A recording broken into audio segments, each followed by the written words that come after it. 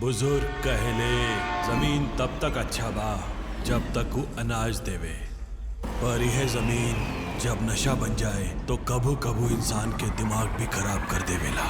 रात में कांड भइल बा, गांव के ही आदमी रहे, वही लाश देखला सुबह सुबह। अरे तब एक ही काती बताए कि आखिर सच का है। कौन मजबूरी पड़ गई कि आपके नौकर के फांसी लगावे के पड़ल? पूरा गांव में शोर मचल बा कि आपन कस्तूरी के मौत फांसी से नहीं भइल, ओकर मौत की वजह कुछ और ही बा।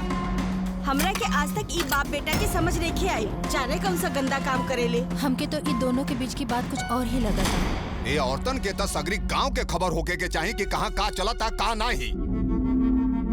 लेकिन उसे कहा कि आवारागर्दी छोड़ के 5 बीघा जमीन और बना ले, 100 बीघा हो जाए। बड़ा जमींदार कहिबा बड़ा जमींदार। हमके 100 बीघा पूरा करे के बा। रउआ हमरा बहुत अच्छा लागे नी। ताके पता बा हम ताके काहे अच्छा लगे नहीं?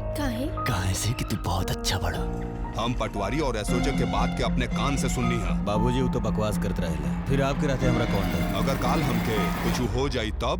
कस्तूरी के वो केस के इंक्वायरी चल रहा बा ना, और ऊपर से बापू के कत्ल के मामला भी हो गया।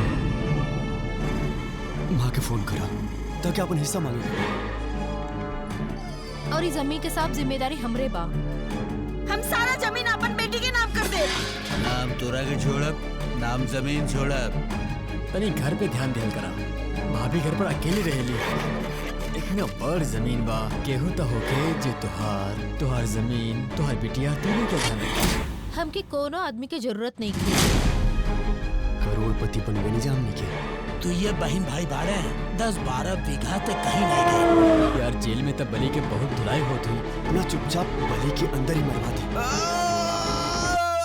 100 बीघा जमीन के खातिर ही कुछ नहीं के।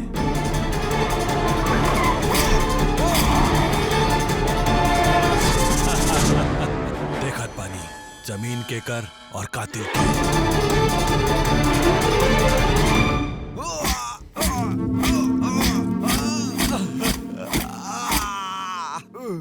जमीन के